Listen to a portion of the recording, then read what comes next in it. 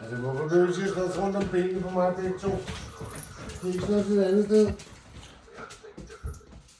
Hvad fanden er man? Først er den ene uld noget mellem benene på mig, og så kommer den anden uld lige bagefter. Mm.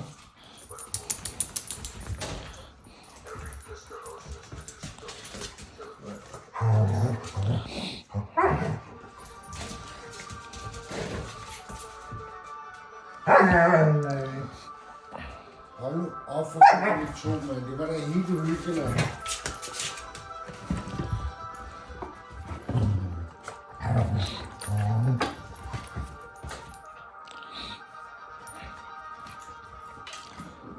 Man må bare have det form for dyretjekke, fordi slåskampen den skal foregå mellem mine ben som regel. Ja.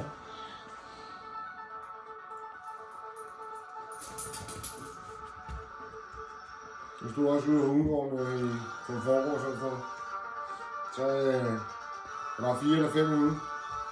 Så inden der var gået et minut, så sad alle 4 ude foran mig.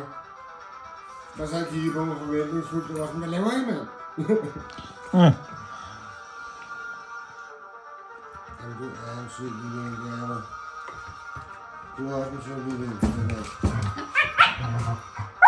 Men jeg vælger jo alting, fordi du er så stor, ikke?